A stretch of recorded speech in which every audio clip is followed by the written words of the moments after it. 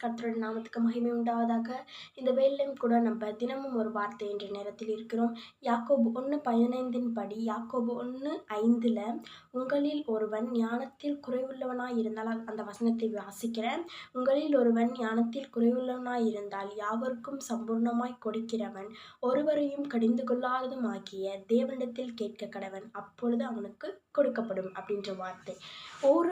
ஒவ்வொரு மனிதர்களும் ஞானத்தில் இப்போ வேலையிலையோ இல்லை படிப்பிலையோ குறைவுள்ளவராக இருந்தாலும் அவங்க யார்கிட்ட போய் கேட்கணும்னா, யாவருக்கும் சம்பூர்ணமாய் கொடுக்கிற அப்படின்ற வார்த்தை அண்டர்லைன் பண்ணுங்க. யாவருக்கும் சம்பூர்ணமாய் கொடுக்கிறவன்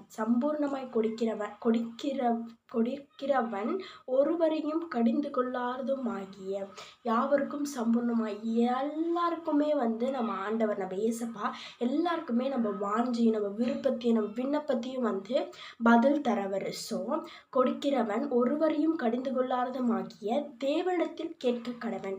ஏசப்பா நம்ம தேவனிடத்தில் கேட்டோம்னா அப்பொழுதே அந்த நிமிஷத்துலேயே அவனுக்கு கொடுக்கப்படும்.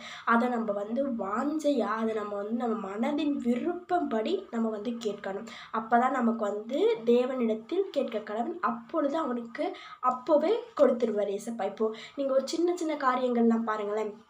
இப்போ ஒரு சின்ன விஷயமா இருந்தாலும் கூட, இப்போ நமக்கு உடம்பு சரியில்லை அப்படின்னா, ஒரு ஃபீவர் அடிக்குது அப்படின்னா, உடனே ஆண்டவர்கிட்ட கேளுங்களேன், உடனே அவர் சுகமாக்குவார். அவர் நம்மளை சம்பூர்ணமாய் ஞானத்தில் குறைவுள்ளவனாய் இருந்தால், எந்த ஞானத்தில் குறைவுள்ளவனாக இருந்தாலும் அவர் நம்ம கேட்டால் அவர் நமக்கு செஞ்சிடுவார். ஆமென்.